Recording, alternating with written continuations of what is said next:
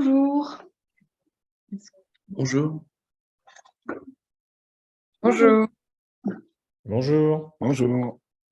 Donc, bienvenue dans cette conférence qui va parler donc, des réseaux sociaux. Aujourd'hui, donc, on sait que les réseaux sociaux, donc, c'est un outil de communication de masse et ils peuvent paraître parfois incontournables et pourtant. Donc, on verra dans cette conférence pourquoi et comment les utiliser, mais aussi comment faire autrement. Donc, avec autour de la table ronde, nous avons des échanges avec donc Chloé Chazot, donc responsable de communication de Lush. Bonjour Chloé. Jean-Philippe Descas, cofondateur de Kelvin, animateur du podcast Oser et aussi auteur du livre Le courage de renoncer. Bonjour Jean-Philippe. Nous aurons aussi Albin Wagner, fondateur de Malheurs Actuels, et Jacques Tibery, rédacteur en chef de Lotech Journal. Bonjour à tous les deux. Pour commencer cette table ronde, je voulais simplement vous proposer par vous présenter votre activité et aussi d'avoir une première photo d'identité vis-à-vis des réseaux sociaux. Où vous en êtes aujourd'hui et quels sont vos usages pour vos activités respectives. Chloé, je te propose de commencer. Avec plaisir. Alors bonjour, je suis Chloé Chazot, je suis responsable de la communication chez Lush pour la France, la Belgique et le Luxembourg. Et Lush, c'est une entreprise éthique qui a été fondée en 1995 et qui avait le but, c'était de bousculer les codes de la cosmétique traditionnelle avec une proposition de produits innovants qui ne faisaient pas l'impasse sur les ressources naturelles et sans cruauté animale. Et nous, actuellement, ça fait presque 1 an qu'on a quitté les réseaux sociaux principaux que sont Instagram, Facebook, TikTok, Snapchat, pour protéger notre communauté. Merci Chloé. Donc on reviendra un peu plus tard dans un deuxième temps sur ces trajectoires et ce que ça vous a apporté et comment vous êtes émancipé des réseaux sociaux.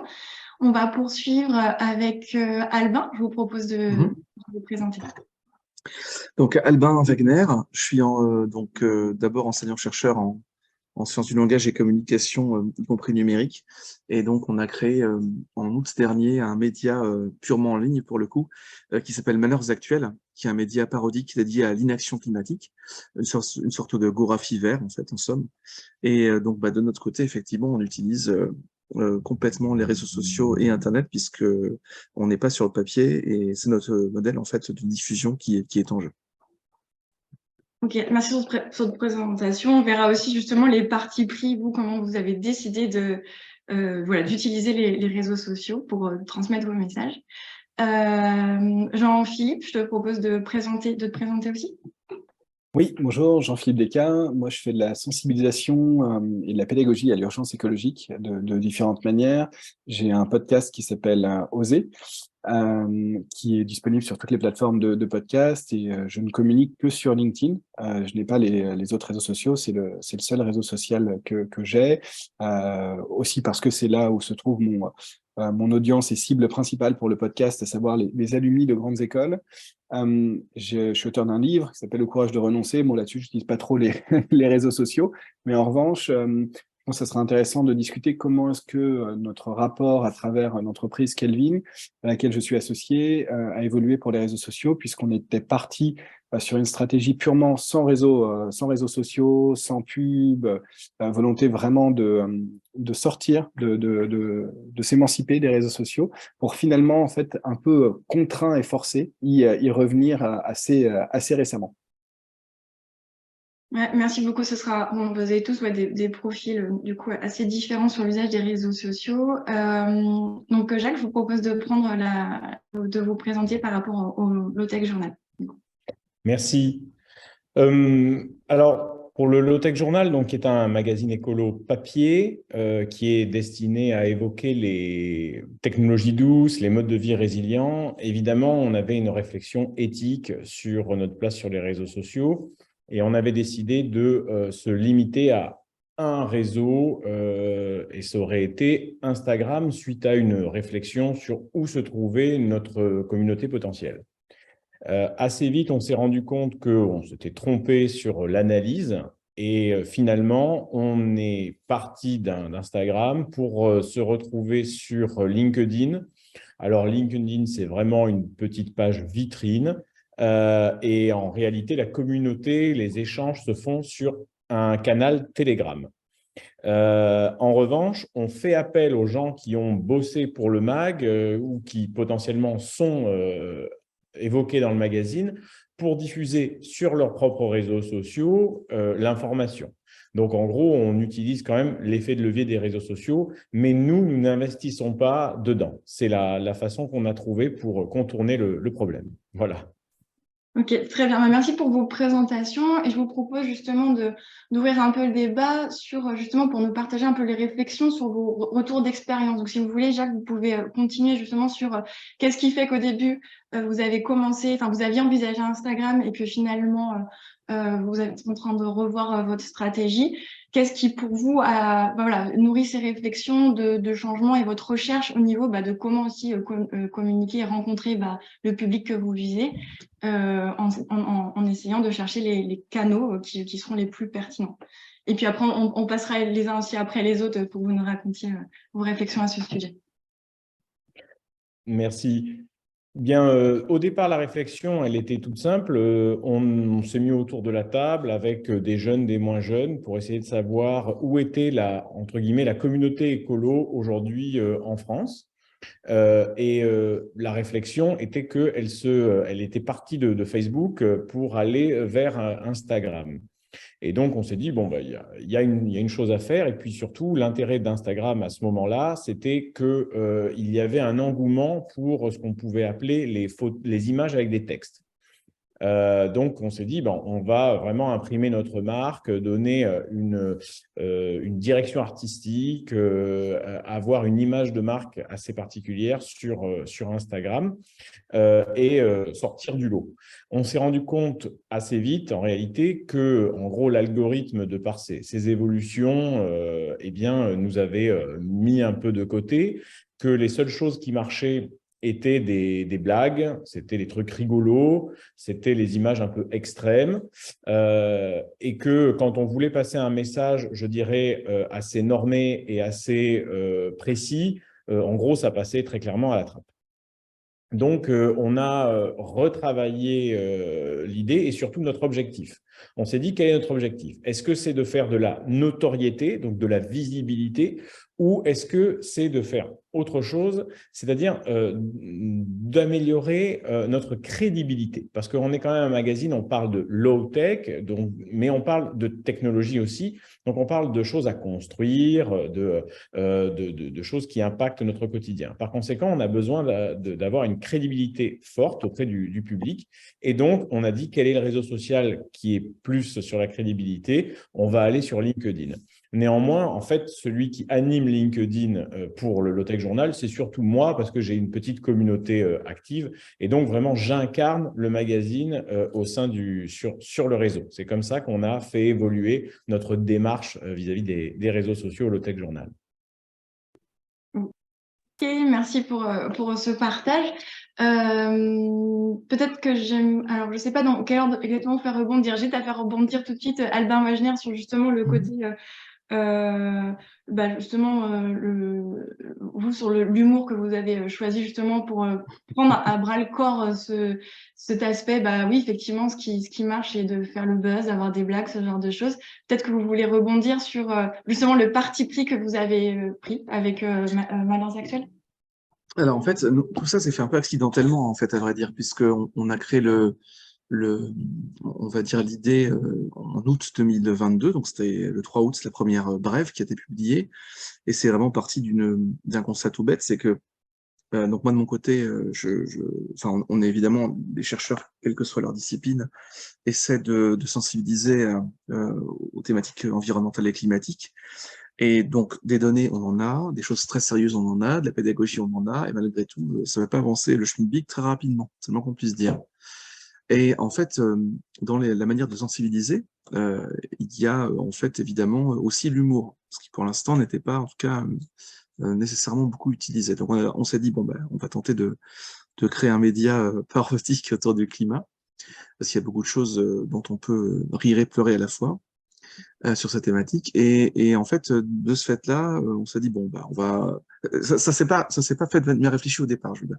On a créé un site internet, on s'est mis sur Instagram, Twitter, LinkedIn et Facebook. Et puis, en fait, on s'est rendu compte assez rapidement que notre potentiel de croissance, assez bizarrement, puisque c'était pas forcément intuitif au départ, était sur LinkedIn. Notre plus grosse communauté actuellement, elle est sur LinkedIn. On a 23 000 abonnés, plus que la page originale, valeurs actuelles d'ailleurs, ce qui est intéressant aussi. Et au-delà de ça, on a réussi à bâtir finalement des communautés intéressantes donc sur LinkedIn et sur Instagram, ce qui valide justement ce que vient de dire Jacques sur l'aspect humoristique d'Instagram. Enfin voilà, où, effectivement, des contenus crédibles, c'est compliqué de les faire passer. Et donc, de ce point de vue-là, on a réussi à bien fonctionner. Puis sur Twitter aussi, malheureusement, on a perdu notre compte Twitter original il y a quelques semaines de ça. Mais effectivement, la structuration de notre visibilité, elle s'est assez vite construite autour de LinkedIn principalement, puis Insta. Alors, pourquoi les réseaux sociaux? Nous, notre stratégie, c'est de dire les gens, il faut les sensibiliser à cette cause-là. Et ce qui est intéressant, c'est qu'on va évidemment toucher des gens qui sont déjà convaincus. Mais par le rire, on voit qu'on touche ensuite un public secondaire, c'est-à-dire des gens qui vont commenter parce que des personnes sensibles ont partagé sur leur réseau. Et donc finalement, on arrive avec l'humour, le sarcasme, etc., la parodie, à réussir à toucher un petit peu des publics différents. Et on a déjà eu des messages justement dans ce sens-là. Donc ça, c'est plutôt intéressant. Avec évidemment toujours l'aspect parfois premier degré, puisqu'on a régulièrement sur des choses qu'on va balancer, sur des décisions gouvernementales, par exemple, des gens qui vont penser que c'est vrai. On a eu ça notamment avec l'interdiction des appareils raclette pour l'hiver. On a eu des messages de gens qui étaient indignés parce on interdisait aux gens de faire des raclettes, alors que c'était évidemment une fausse news. Mais globalement, c'est intéressant d'utiliser justement les algorithmes des différents réseaux sociaux, les moments de publication évidemment, et de voir comment l'humour permet un petit peu de pirater ce qu'on estimait être logique. Je termine là-dessus. Sur LinkedIn, on pensait jamais que ce serait notre réseau social principal. C'est pourtant devenu le cas. Donc, qu'est-ce que ça dit aussi des manières dont les narratifs circulent, les récits circulent sur ces réseaux-là, et comment, en fait, via certaines stratégies discursives, on peut atteindre des publics un petit peu différents, quoi. Okay. Bah, merci beaucoup pour ce retour d'expérience. Effectivement, c'est intéressant de voir comment vous avez choisi d'utiliser les réseaux sociaux et ces mécaniques, en fait, et ses limites. Je sais pas, Chloé ou Jean-Philippe, lequel veut prendre la parole pour partager justement la trajectoire de son entreprise vis-à-vis des réseaux sociaux et puis surtout les réflexions qui sont venues au fur et à mesure de l'usage des réseaux sociaux. Voilà, je sais pas si l'un ou l'autre peut prendre la parole. Nous, c'est vrai qu'on est une entreprise qui a fédéré une communauté déjà de manière très organique via le bouche à oreille. On s'était mis sur les réseaux sociaux comme d'autres marques il y a plusieurs années. On a créé une véritable communauté sans jamais faire de publicité sur ces plateformes. Et petit à petit, on a eu cette prise de recul sur le fait que les messages déjà qu'on communiquait à notre communauté étaient altérés par un algorithme dont on ne contrôlait pas bien évidemment les mécanismes. Et aussi tous les effets toxiques qui sont peu à peu venus à jour. En 2019, on avait fait une campagne qui s'appelait In Real Life pour alerter notre communauté à leur proposer une détox et prendre du recul sur les réseaux sociaux et lever des fonds pour des associations qui œuvrent à améliorer la santé mentale, surtout des jeunes générations. Et puis, avec l'enquête de Frances Haugen, qui est ex-employée Meta, et le Wall Street Journal, qui a vraiment montré, évidemment, les effets toxiques de ces plateformes, mais aussi la parfaite connaissance que ces plateformes avaient de ces effets et leur inaction parfaitement consciente pour sauvegarder des fins publicitaires. Et là où on a une véritable éthique sur nos formulations, sur notre approvisionnement auprès de communautés locales, on a des valeurs qui sont très fortes et des piliers qu'on veut défendre. On ne pouvait pas rester sur ces plateformes. Donc on a décidé il y a 1 an, lors du dernier Black Friday, de quitter ces plateformes-là sur les 50 pays dans lesquels on est présent. Ça a été une décision prise à 1 mois de Noël à peu près. C'est notre plus gros temps fort commercial et pense que les premiers enseignements qu'on peut en tirer déjà, c'est qu'on existe toujours. Donc, on va dire qu'une vie sans les réseaux sociaux pour une entreprise commerciale, ça existe, c'est possible, même pour un grand groupe, parce qu'on voilà, on avait une très forte communauté organique sur les réseaux sociaux. On va juste se connecter avec cette communauté maintenant de manière très différente. Et ça va rechallenger toutes les mécaniques de communication qu'on pourrait avoir d'habitude plus classiquement. Et on va se libérer d'un carcan imposé par ces plateformes. Ouais, merci beaucoup, Chloé. On reviendra plus tard justement sur les manières de communiquer, comment ça a évolué du coup depuis cette décennie. Du coup, je propose de continuer le tour de table donc, avec Jean-Philippe, voilà, par rapport à ta trajectoire avec Kelvin notamment. Et puis, voilà, je te laisse parler. Yes, oui. Alors, déjà peut-être pour poser un petit peu les bases. Moi, j'ai un rapport aux réseaux sociaux qui est particulier puisque j'ai travaillé dans la publicité en ligne pendant presque 10 ans. C'était mon premier mon premier métier et c'est vrai que j'ai fait un petit peu on va dire tout le côté, j'ai vu un petit peu tout le côté sale des réseaux sociaux, notamment sur les usages de la data, les manipulations, en prenant pas mal de campagnes de publicité. Alors, dans le secteur des jeux vidéo et pour les marques, et qui m'a pas mal dégoûté. Donc, j'ai eu moi un énorme rejet des réseaux sociaux qui fait que j'ai arrêté complètement à titre personnel d'utiliser les réseaux sociaux et même professionnels il y a 4 ans, en opérant une grosse bifurcation dans mon projet de vie. Donc, bon, sauf LinkedIn, puisque je me disais quand même, peut-être un jour, j'aurais besoin de trouver un job et que ce serait pas mal que j'ai une visibilité dessus. Donc, voilà, juste ça pour poser un petit peu les bases et dire d'où je viens et comment s'est construit après le rapport et les projets professionnels par rapport aux réseaux sociaux. Donc, il y a 2 gros projets dont je voudrais parler. Le premier, c'est Kelvin et l'autre, c'est Oser le podcast. Oser le podcast bon, je me suis posé un peu toutes les questions comme vous. Comment est-ce que je vais communiquer? Parce que bon, un podcast dans la nature, c'est comme une app sur l'App Store ou le Google Play Store. Finalement, elle est complètement invisible. Donc, il faut créer une certaine visibilité. Une grosse partie de mon audience, mon public, se trouvait sur Instagram, à savoir, on va dire, des urbains de 30, 40 ans, diplômés, donc voilà, qui utilisaient. Mais bon, connaissant bien Instagram de l'intérieur, le fonctionnement de l'algorithme et ce que ça demandait aussi en termes d'efforts, de travail, etc., je me suis dit, c'est pas pour moi. Et puis, je vais très clairement craquer au fait de devoir en fait nourrir une machine toute la journée et d'être un peu esclave de cet algorithme et de ce travail, et sans que en fait, les fruits même de ce travail ne m'appartiennent, puisque après, toute la communauté reste sur Instagram et du jour au lendemain, en fonction d'un changement d'algorithme, bon, bah, on peut décider ou non de ne plus voir tes posts. Et puis, il faut aussi obéir précisément à ce qui fonctionne le mieux. Tu le disais, Albin, tout à l'heure. Bien évidemment, donc il y a les posts humoristiques qui font réagir, les posts indignation font pas mal réagir aussi, notamment sur LinkedIn. Bon, voilà, mais après, ça contraint en termes de ligne éditoriale. Et puis, donc, voilà, il y a des choses qu'on peut dire, pas dire. Donc, bon, voilà, c'est l'idée, en fait, d'être l'esclave d'un robot, entre guillemets, me mettait assez mal à l'aise. Du coup, je suis pas allé là-dessus. Et je me suis dit, je vais rester sur LinkedIn. Et c'est comme ça que je vais communiquer, avec assez peu de succès, pour être honnête, puisque finalement, ne pas se contraindre au fonctionnement éditorial et aux volontés de l'algorithme fait que mes posts et finalement ce que j'écris sont assez peu visibles. Mais bon an, mal an, en fait, il y a quand même quelque chose qui se crée, un certain relais d'opinion et beaucoup de bouche à oreille qui fait que la communauté grandit, en tout cas pour Oser le podcast. Ça, c'était un premier point. Ensuite, le deuxième, Kelvin. En tant qu'associé avec Kelvin, donc j'arrive avec mes convictions très fortes sur les réseaux sociaux en disant non, on va bâtir une boîte. Donc Kelvin, qu'est-ce que c'est, très rapidement? C'est un site qui fait des cours en ligne pour apprendre à déconsommer et donc qui se pose vraiment en opposition avec l'idée de consommation éco-responsable et qui dit non, la consommation éco-responsable, c'est du bullshit. Nous, on va vous apprendre à déconsommer et à faire vous-même vos produits du quotidien pour être beaucoup plus autonome, etc. Et à travers des cours en ligne. Donc, pour faire son savon, faire ses produits cosmétiques, ses produits d'hygiène, etc.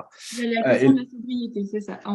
Exactement, la question de la sobriété. Et du coup, on s'est dit, bon, il faut quand même qu'on communique. Comment est-ce qu'on va faire? Moi, les réseaux sociaux, c'est mort. Instagram, Facebook, pas une seconde. On passe du temps là-dessus où on leur file un copec. Du coup, on s'est dit, on va se lancer autrement dans la vraie vie. Donc, on a commencé à mettre en place pas mal de partenariats avec d'autres sites, essayer de faire des relations presse, travailler avec notamment des praticiens naturopathes de médecine alternative. On a commencé aussi à travailler avec des épiceries vrac, des magasins bio, etc. Mais en fait, c'était très, très long.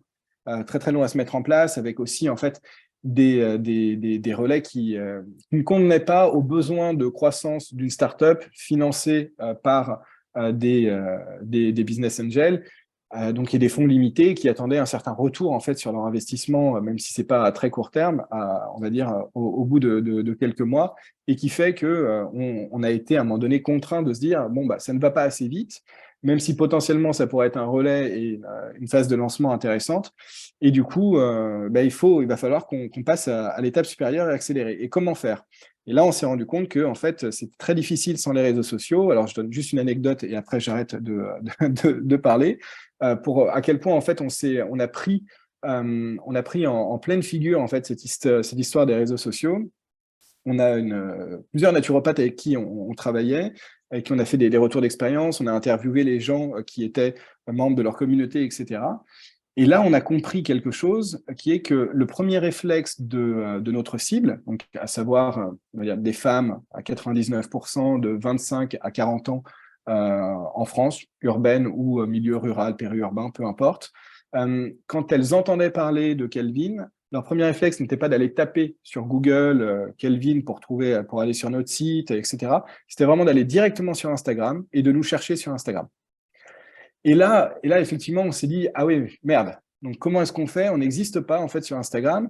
Et même si on a une présence assez limitée, puisque finalement, au début, on s'est dit, on va faire un peu comme Lush, sans savoir que Lush avait fait ça, c'est-à-dire avoir une page qui existe sur Instagram et pour dire un peu, libérez-vous des réseaux sociaux, n'allez plus dessus.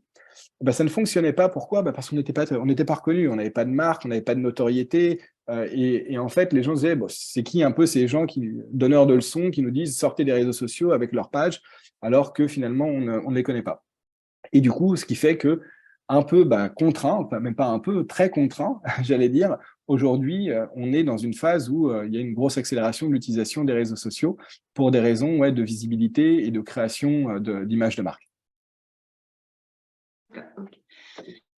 Beaucoup pour ces témoignages et puis et du coup ça vient vraiment questionner à quel point, enfin justement la prochaine question que je voulais aborder dans cette table ronde, c'est en fait à la fois à quel point pour le développement de l'activité on est contraint ou pas d'être visible sur l'un ou l'autre de ces réseaux sociaux, et aussi ça va être quoi les conditions d'émancipation. Est-ce qu'on peut commencer on voit que là, c'est compliqué là, avec le témoignage que tu viens de nous faire, Jean-Philippe. Et on voit aussi que par contre, il est quand même possible de s'en émanciper.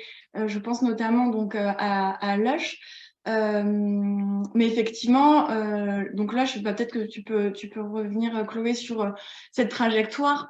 Qu'est-ce qui a fait que ça a été possible? Est-ce que vous saviez, enfin, quel risque vous avez pris finalement? Comment vous êtes lancé? Comment vous avez franchi le pas finalement? Alors déjà, c'est vrai qu'on avait depuis plusieurs années un recul, je ne sais pas si on m'entend bien, un recul sur ces plateformes. Lush, en fait, avait déjà une communauté très fédérée en dehors de ces plateformes. Donc, c'est vrai que on a eu une réflexion petit à petit de mise en recul. La décision, on l'a prise en 3 semaines. Hein. Vraiment, ça a été très rapide.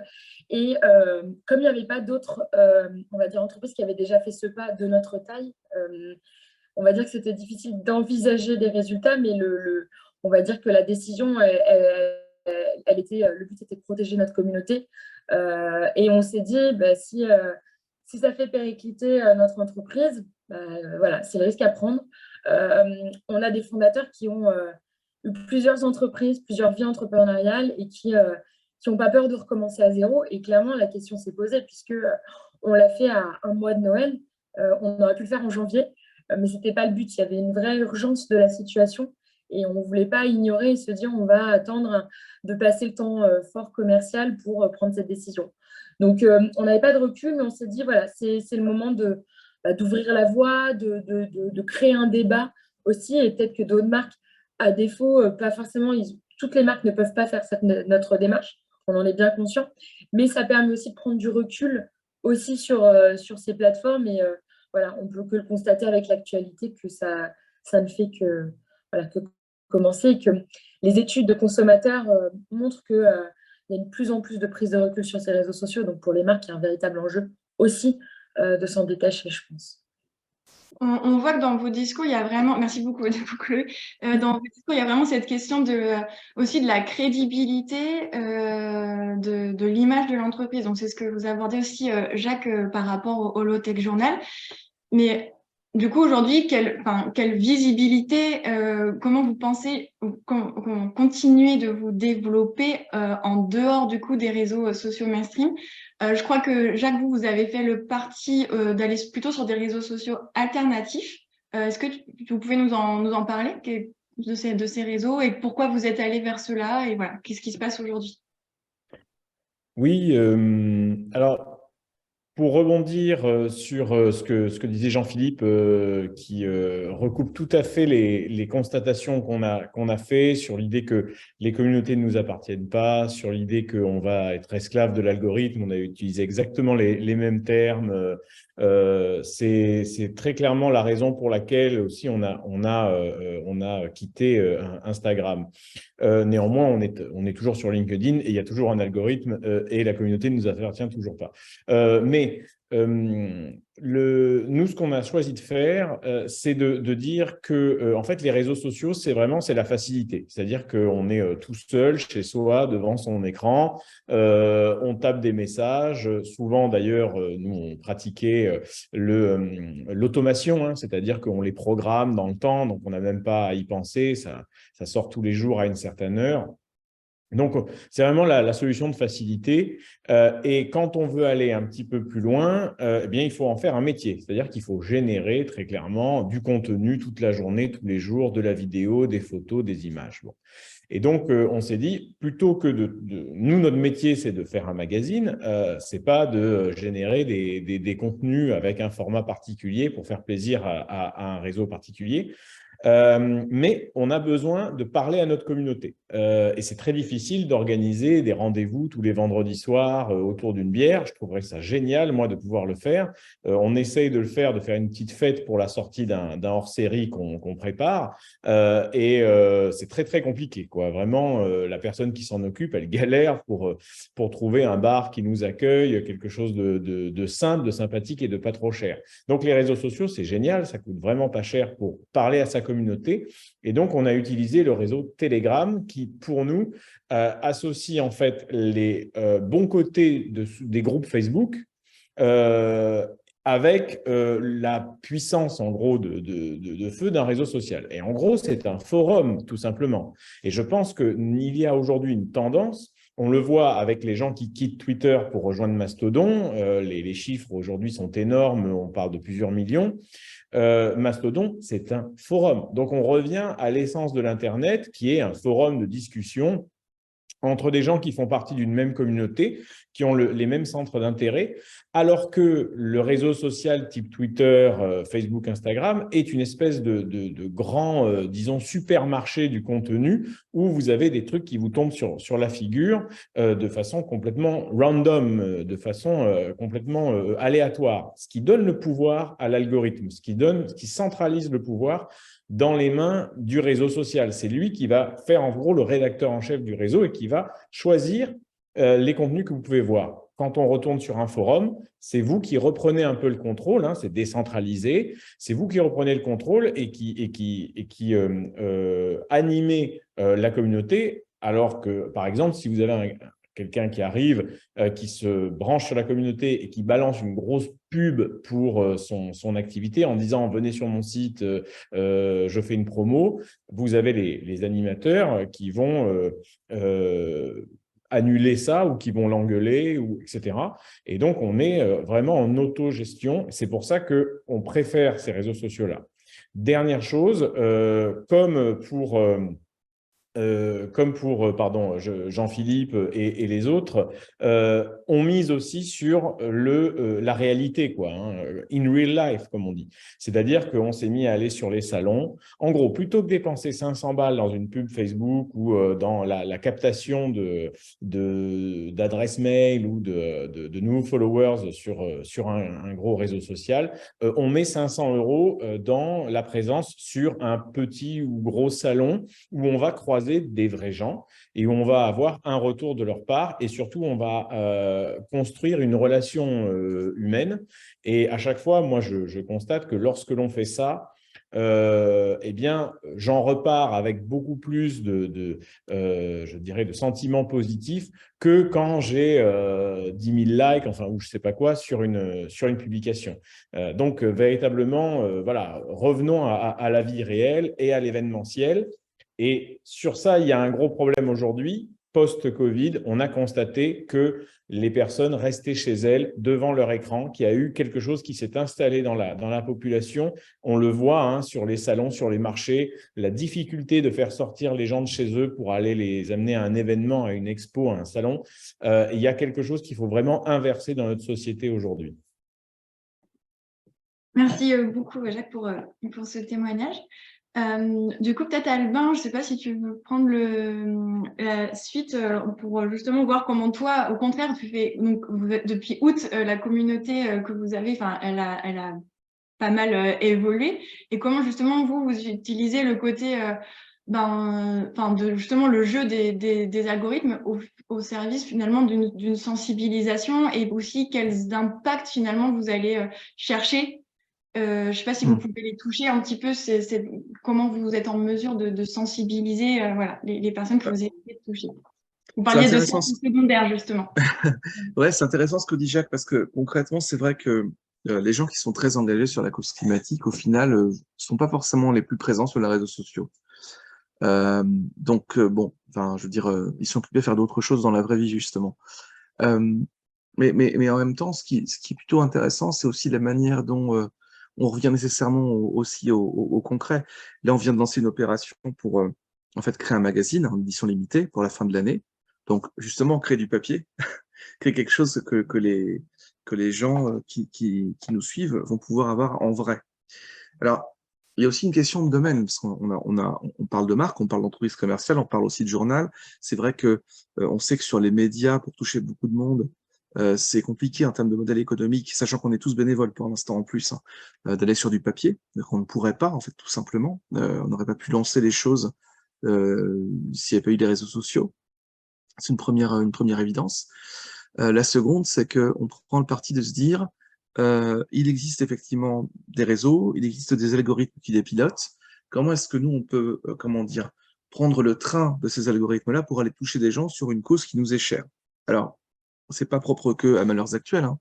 C'est propre en général, c'est vrai au milieu activiste du climat, par exemple, ou aux associations engagées sur ces questions-là, qui se posent beaucoup de questions pour être en lien avec elles, sur la visibilité, sur aussi le fait aussi de créer finalement des actions.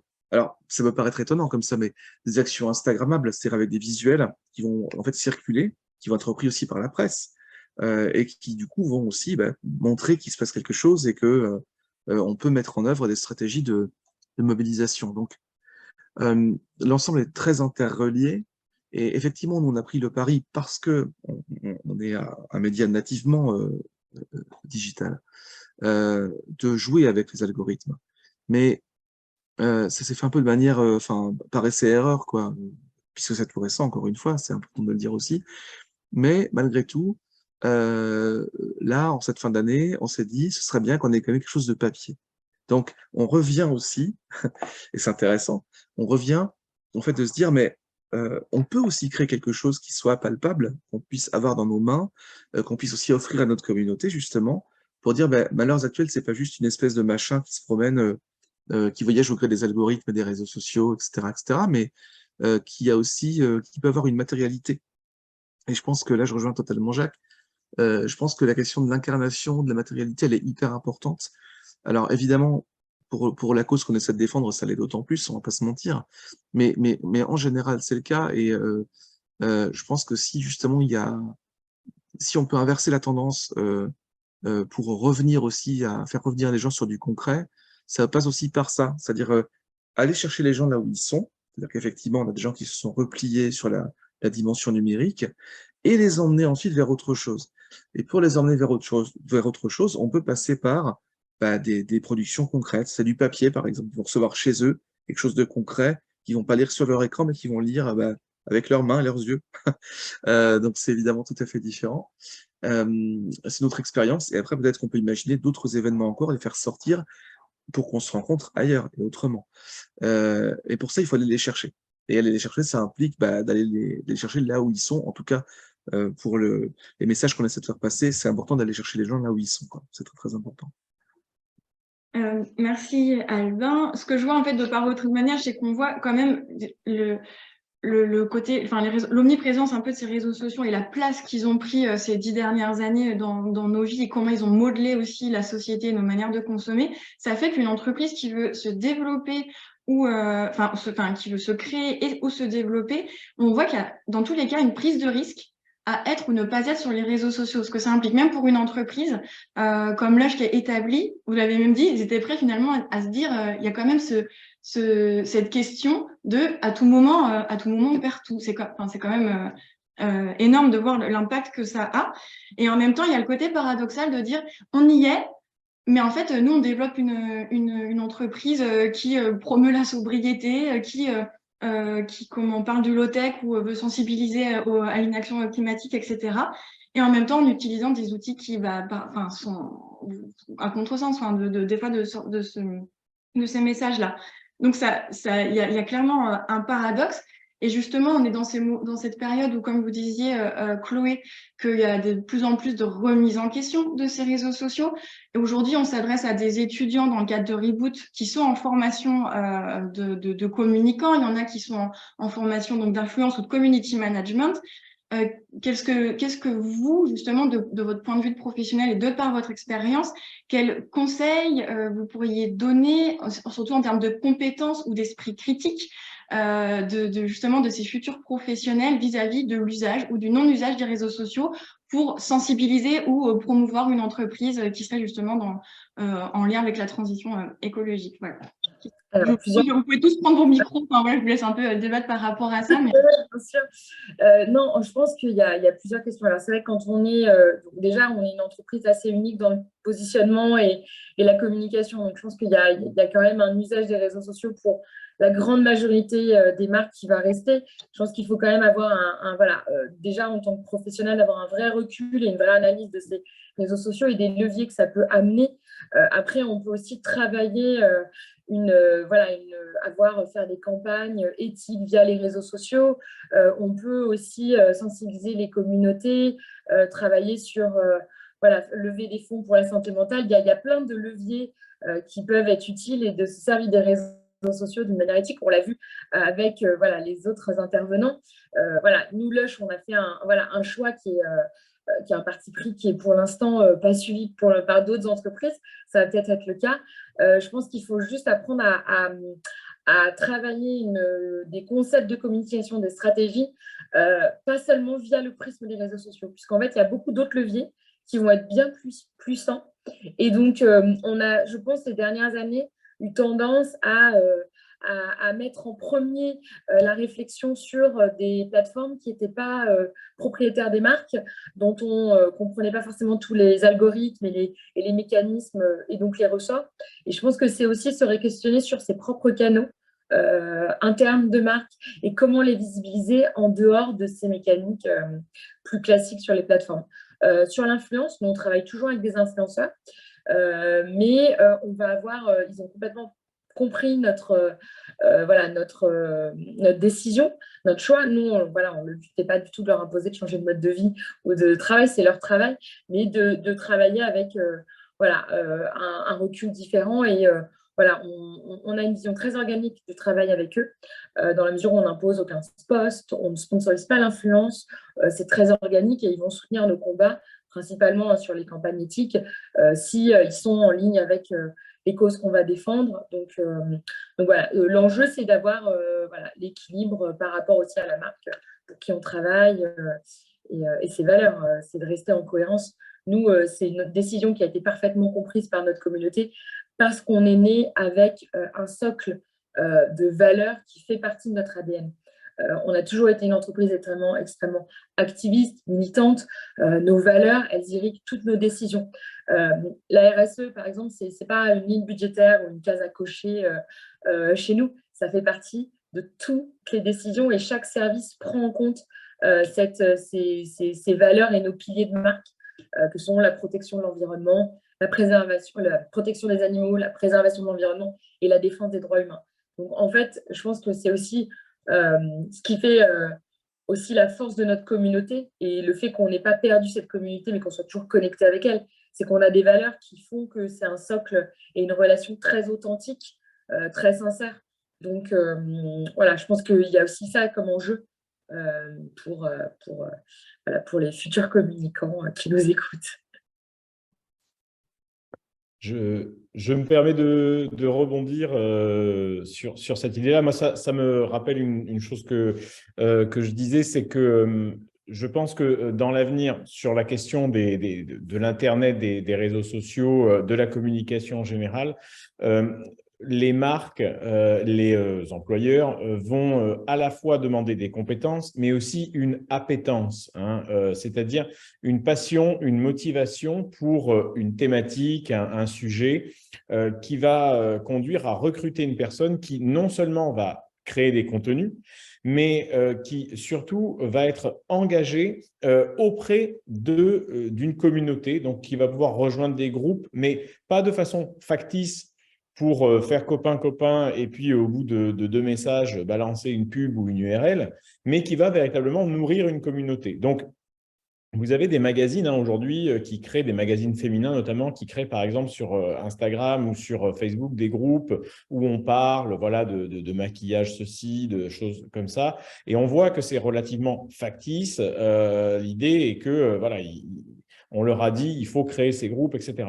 Mais animer ce genre de groupe, animer une communauté sans que la marque soit vraiment au frontispice de ça, qu'elle apparaisse par certains angles, par certains visuels, mais pas clairement, je pense que c'est voilà, ce qui va potentiellement arriver. Et puis, un conseil, eh bien, si vous voulez vous lancer dans la création de nano-réseaux sociaux, de micro-réseaux sociaux, moi, il y a 2 idées qui m'intéressent beaucoup. Alors, c'est 2 idées à 2 milliards, mais je m'en fous. Vous pouvez les gagner pour moi. La première, c'est un WordPress des réseaux sociaux. C'est-à-dire un truc où on va sur une plateforme, allez, une journée, on crée une mini-appli qui puisse générer un petit réseau social sur lesquels les gens se connectent. Et donc, en gros, vous créez une marque, et bien vous créez le petit réseau social qui va avec. En gros, c'est le blog de demain, quoi. Et puis, la deuxième chose, c'est eh bien, la création de réseaux sociaux dont les messages sont éphémères. Donc, j'ai fait une recherche sur cette question-là et apparemment, l'idée a traversé l'esprit chez Twitter, l'idée, elle existe chez WhatsApp, mais il n'y a aucun réseau social qui se base sur uniquement ce principe-là, qui est que vous postez quelque chose et dans 12 minutes ou 24 heures, c'est vous qui choisissez la durée, ça disparaît. Moi, je trouve qu'en termes de low-tech, de sobriété numérique, s'il y aurait voilà, un grand intérêt, moi j'irais très probablement avec plaisir sur ce réseau social-là pour dire par exemple à mes abonnés, eh bien voilà, on se retrouve vendredi à 18 h à tel endroit et le vendredi à 18 h 45, ce message s'autodétruit comme dans Inspecteur Gadget. Et, et ça n'existe pas encore, donc c'est à vous de le créer. Voilà. Ok, message lancé aux étudiants s'ils veulent se lancer dans ce type de projet. On va continuer justement sur les Élise, ouais, vas-y. je me permets juste, il y avait quand même 2 points que je voulais ajouter par rapport à tout ce qui a été dit et qui, je pense, sont quand même vraiment importants à avoir dans la tête des étudiants et de tout le monde aujourd'hui. On l'a brièvement abordé, mais c'est le poids du système sociotechnique. Ce que j'entends par le système sociotechnique, c'est le fait qu'aujourd'hui, on l'a dit, c'est très difficile de se passer des réseaux sociaux. Pourquoi ? Parce qu'en 10 ans, en fait, ils ont pris une place et ils ont remplacé d'autres usages. dans notre quotidien. Donc, c'est pas en fait juste une histoire de communication des médias, une histoire de communication des marques. C'est le fait que même aujourd'hui, dans les relations interpersonnelles qu'on va avoir avec son entourage, avec ses camarades, avec ses collègues, avec sa famille, etc., elles passent globalement par les réseaux sociaux, par des écrans, et non plus par des contacts qui sont différents, qui pouvaient être le téléphone, qui pouvaient être des réunions familiales, du physique. Et ça, en fait, c'est hyper important de le prendre en compte et de le comprendre, parce que ce n'est pas une idée il y a les réseaux sociaux et il y a le physique à côté.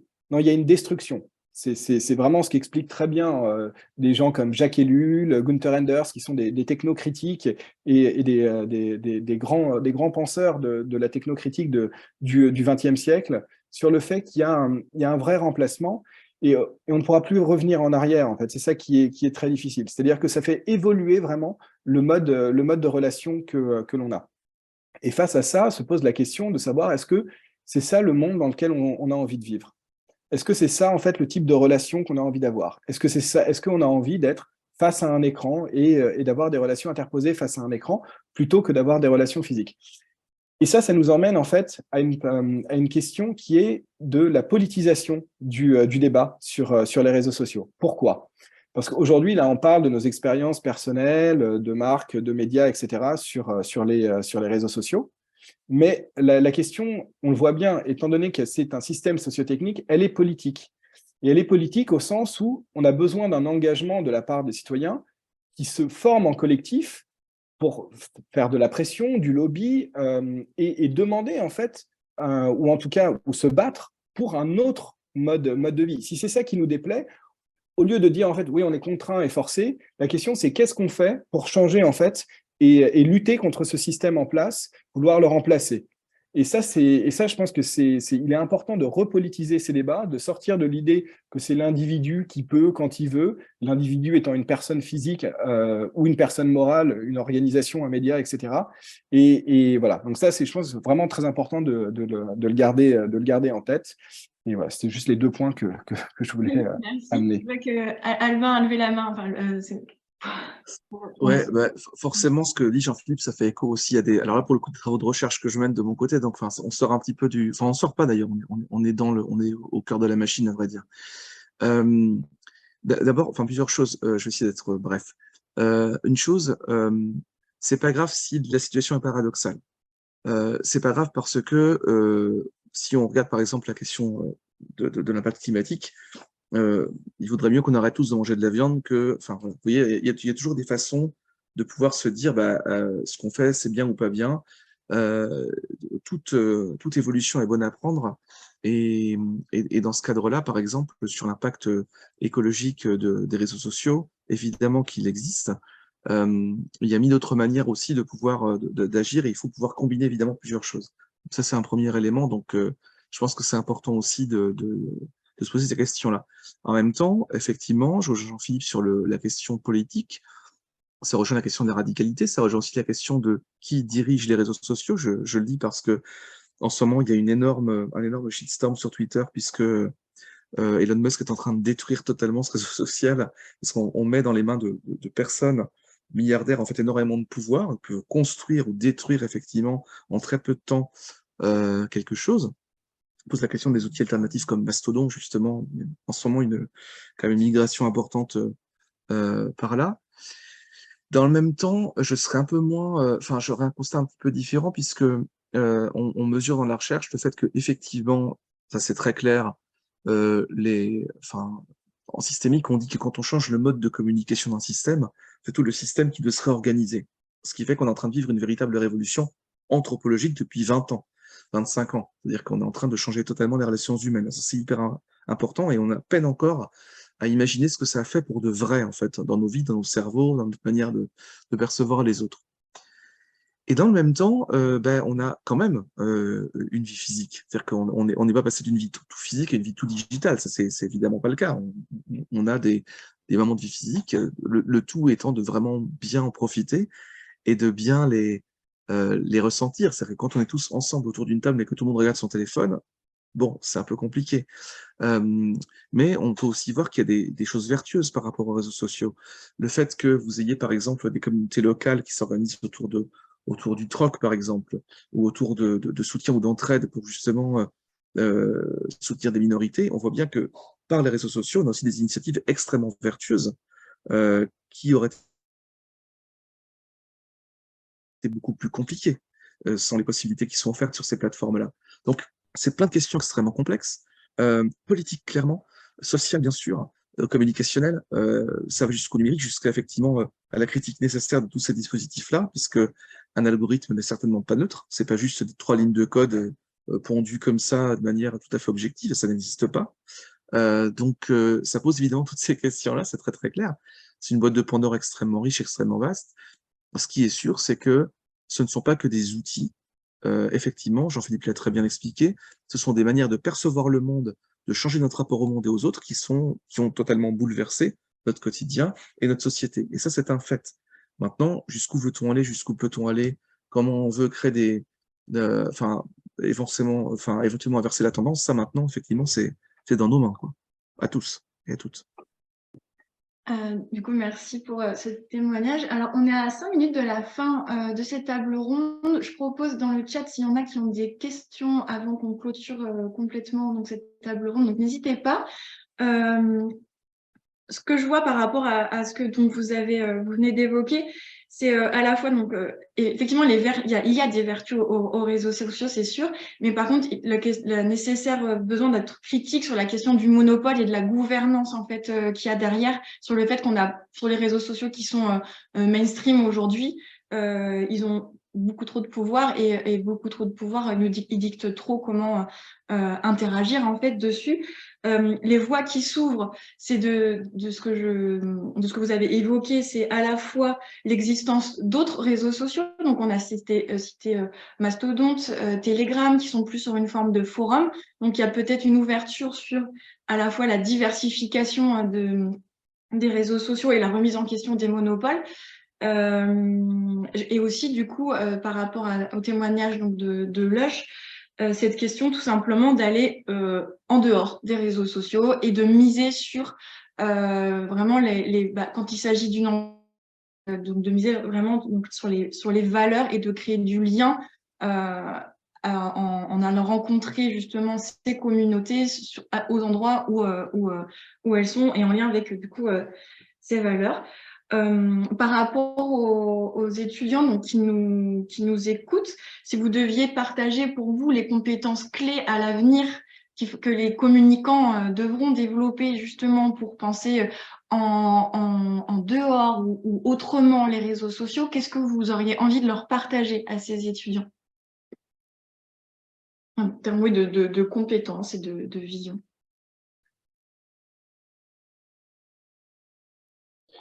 Mais, moi, je vais être encore un peu critique, hein, et désolé pour les étudiants qui nous écoutent, mais je reprendrai les mots d'Alain Damasio, hein, qui disait « le marketing, c'est de la merde ».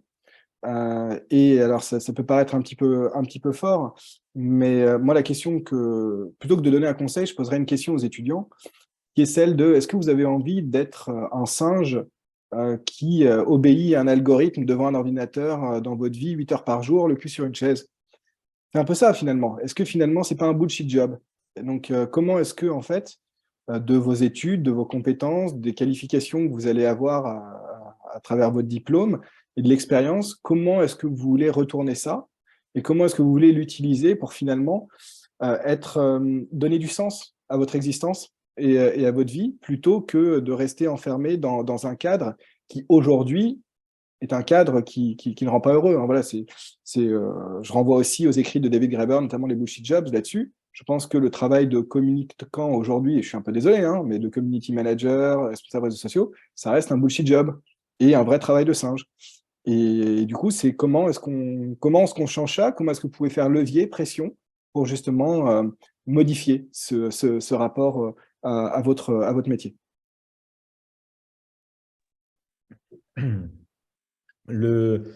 Mon petit conseil très rapide ou relatif aux compétences, ça serait de s'intéresser à la boîte noire des réseaux sociaux, qu'est-ce qu'il y a dedans, et de devenir une sorte de chirurgien des réseaux sociaux, d'apprendre, d'essayer de comprendre en lisant, en détaillant le code, en arrivant à découvrir comment marchent ces machines-là.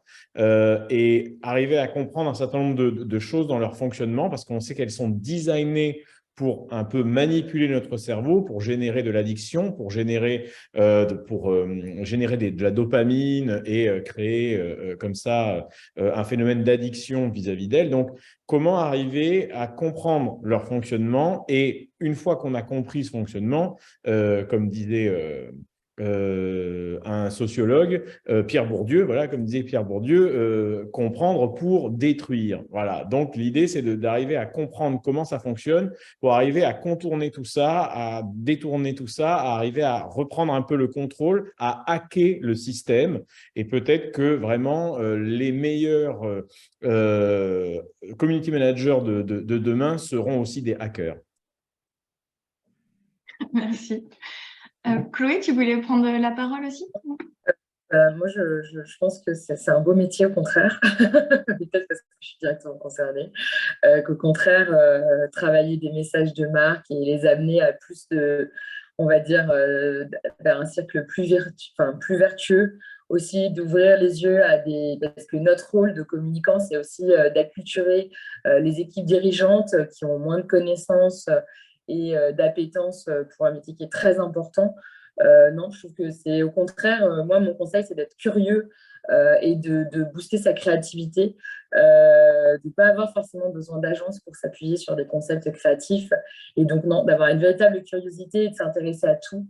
Voilà. Mais je pense au contraire que c'est un métier qui va prendre de plus en plus d'ampleur, que les entreprises vont avoir besoin de communicants qui sont avisés, qui ont une précision des mots, du sens. Donc non, moi, je leur souhaite bonne chance et de continuer à se renseigner, curieux de tout. Merci beaucoup. Albin, est-ce que tu veux partager aussi Je sais pas. Conclure, c'est pas évident. Puis c'est vrai qu'on a des points de vue divers. Donc, C'est l'intérêt de la table ronde. tout à fait, on est bien d'accord. Je pense que, comment dire ça, faut pas être dupe, faut rester critique. Rester critique de toute façon, c'est-à-dire que quel que soit le métier choisi, quels que soient les objectifs que vous allez vous donner, restez critique et puis surtout, posez-vous bien la question de toute façon sur, comment dire ça, est-ce que ce que je veux faire, c'est vraiment en accord avec ce que j'ai envie d'apporter au monde, quoi, à un moment donné. C'est-à-dire que j'avais presque envie de dire comme conseil, je sais pas, moi, faites du jardinage, c'est bien aussi, quoi. Enfin, je veux dire, je veux dire, effectivement, on a, je pense qu'il y a des limites à la manière dont ce type de sujet va être parfois pris de manière totalement démesurée par rapport à ce qu'il devrait être, ça c'est clair. Et dans le même temps, pour l'instant, le monde tel qu'il est fonctionne avec ces outils-là. Donc, ce qui est important, je pense, c'est d'être critique, de déconstruire ça c'est clair et net, de pouvoir se dire que si jamais vous utilisez ces outils-là et que vous en faites des outils, sachant que c'est compliqué puisque ces outils transforment notre façon de voir le monde et nous influencent considérablement, si vous les utilisez, c'est pour faire quoi? Nous, on essaie de les utiliser pour sensibiliser à quelque chose et pour s'amuser aussi. Encore une fois, notre outil, de manière actuelle, c'est bénévole aussi, donc il n'y a pas d'enjeux commerciaux, financiers derrière. Donc, bon, c'est différent.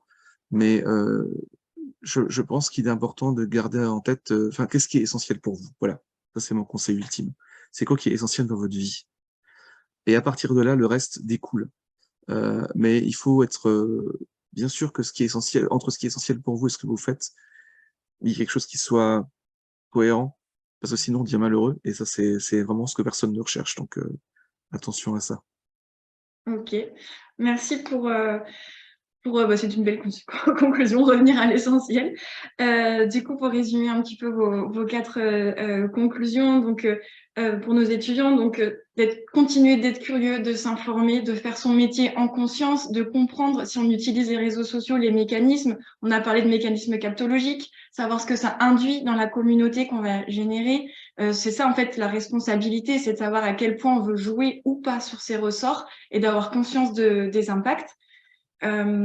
Du coup, il y avait aussi l'idée de hacker tout ça, donc savoir comment est-ce qu'on peut contourner et aussi éduquer sur les réseaux sociaux, parce que c'est aussi une manière de prendre soin des personnes à qui on s'adresse. Questionner le sens et aussi déconstruire en se disant qu'aujourd'hui, c'est peut-être les réseaux sociaux mainstream, c'est peut-être eux qui prennent beaucoup de place. Demain, on ne sait pas ce qui se passera. On n'a pas eu le temps de tout évoquer, mais sur la question de la résilience aussi, on sait qu'il y a déjà eu des bugs, des coupures mondiales de Facebook, etc. Demain, on ne sait pas en fait comment on va... comment ça va évoluer. Donc, d'où l'importance de voir au-delà et de aussi pouvoir déconstruire pour imaginer autre chose. Voilà, je vous dis merci à tous d'avoir participé à cette table ronde et je vais laisser la suite à mes collègues. Bonne fin de matinée et merci à tous. Merci. Bonne fin de matinée. Merci.